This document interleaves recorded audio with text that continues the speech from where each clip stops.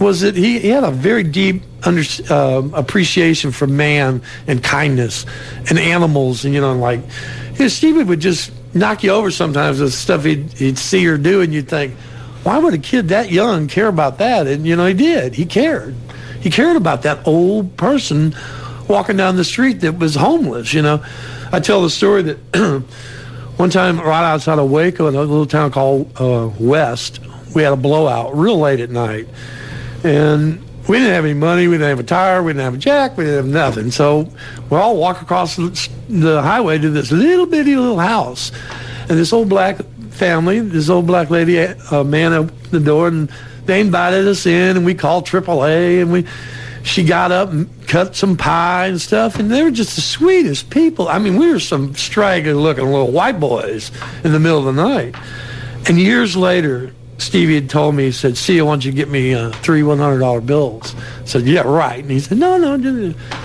So when we were coming back, I want you to stop at that house. And he wanted to give those people, I mean, this was like 4 or 5 years later that Stevie was able to, and it's just money, isn't it? But it was, who else would have thought of that? Right. I've never worked for anybody that would think of something like that years later. Stevie never forgot that kindness of those people. And I think that was a part of why Stevie is so loved today, because it came through in his music. It came through in the way he treated people. There were shows that we did that the guys wouldn't give us. We'd open for somebody, and they'd be jerks, and they wouldn't let us have light gels or monitors. And I'd say, "All right, man, it comes around, goes around, I'll get you dead-gum dog." And then one year it did come around, and they were opening for us, and I was licking my chops, man. I'd been on the road. I had these guys numbered. They were in trouble. And Stevie came to me, and he knew it, and he said, "See, get them all the donuts they need, give them all the towels they need, kill them with kindness." I thought, here's this little kid teaching me the right way to do it. And he was right. I shouldn't have held but Raj, yeah. Had he not done that, I definitely would have given those guys a hard time. But Stevie wasn't like that. He was different from anybody I ever worked for. And I've worked for so many people. I've got to meet so many great people in the business, not just artists. I mean, good record producers and record execs and all these different people. And Stevie just stood out. He was just totally different. And I really can't put too many people in that same category in the whole circle as a person.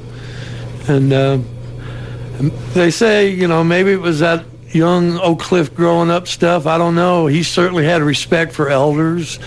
He certainly had, How was his relationship with Jimmy? Well, I think, yeah. Well, if there wouldn't have been Jimmy, there wouldn't have been a Stevie, first of all. And I know that Stevie felt like Jimmy hung the moon.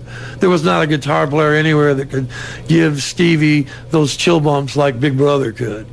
And Jimmy was well known. Jimmy was and is still respected. I mean, cats that try to tell me, well, Jimmy was this and Stevie was that. There's totally two different type of players, man. But you got to understand, Stevie learned how to play, and the passion through Jimmy, the love of the music through Jimmy. What Jimmy listened to, Stevie later, we'd steal Jimmy's records. And Stevie would say, "Here, put this one in your bag." And I'd say, "Don't give it to me, man." And Jimmy would come in, "Where are my records? I'm going to, But I tell you, Stevie had so much respect for Jimmy. And I think the neat thing was, as years went on, Jimmy finally had to look up and say, "All right, little brother," hey, I think Jimmy, when he, there was a time when they would open for Stevie. And that had to be a different day for Jimmy. I mean, not in a bad way, in a good way. He had to say, man, little brother really held on to what he wanted to do, and he did it. I mean, how proud can you be of your brother? My God. But I've heard too many people bad rap Jimmy about he's not the guitar player that Stevie was. Stevie would be the first one to run to you and say, "You don't know what you're talking about. You don't have any idea what you're saying." Jimmy Vaughan is a great guitar player. We love Jimmy Vaughan down here. Oh, He's a bad boy. Yeah, the master warrior. Yeah. Yes. And you were saying about Stevie was always so happy. I noticed that when Jimmy Vaughan came to town to do a Sam Myers benefit last summer, he was the nicest man. Oh yeah. Met so many musicians coming through town. He stood there next to strangers with this big smile plastered on his face. And I think that's indicative of Mr. and Mrs. Vaughan. Really, they were just sweet people. You know, Mr. Vaughan was not going to have one of his guys be ugly to people or any situation, you know, mowing the lawn or being ugly to a neighbor, nothing. Mr. Vaughan, I had a lot of respect for that family, and I got to know them real well early on. And, you know, everybody has their good and their bad days. I mean, I have brothers. In fact, my sister's birthday is today. Biddy, happy birthday.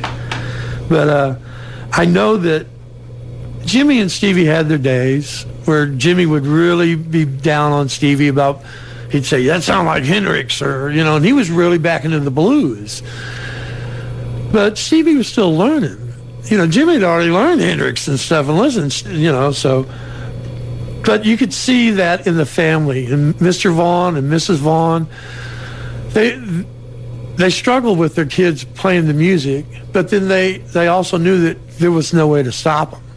And years later, it was so neat to see Mr. and Miss Vaughan. They'd come and see the show or something, and they would just be so proud, you know. People would come up and say, I just want to shake your hand, you know, your son is, whether it be Jimmy or Stevie. And Mr. Vaughan would just swell up with pride, you know. It was, I remember when he'd be going, you long ears and you loud music. And as the years went on, he lightened up. And same thing with Jimmy. As the years went on, he's lightened up. And I think, I just wish that, you know, we always lose so many good ones so young. And we lost Stevie at a young age.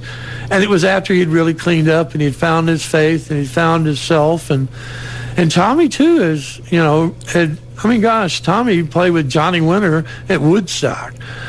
And Tommy wound up playing with Stevie Ray Vaughan and Johnny Winter. What are the odds that one bass player in your life is going to play with two great guitar players? And Tommy is such a better person for it. He's gone through everything. And, you know, every year he still picks up a chip at AA for Stevie. And that sobriety still means a whole lot to Tommy. And it means so much to Tommy that he's able to get one for Stevie. And that's a neat thing. Yeah. Because so many of it, we've lost so many people over the years in the music business to this or that. And they don't figure it out in time. And, you know, it's always, you know, good that if you can get it and understand it, and then you can really appreciate your music too. Because I saw that in Stevie. Once he had gone through all this stuff, all of a sudden he was having more fun than ever. Because he's alive, you know. Right. We are in the studio with Mr. Cutter Brandenburg, who has just written a 300-plus page book, You Can't Stop a Comet, about Stevie Ray Vaughan and all kinds of things. We're going to listen to a little music, because that's what we do here at Texas Blues Radio, and play some cards, and we're going to come back and talk to Cutter some more.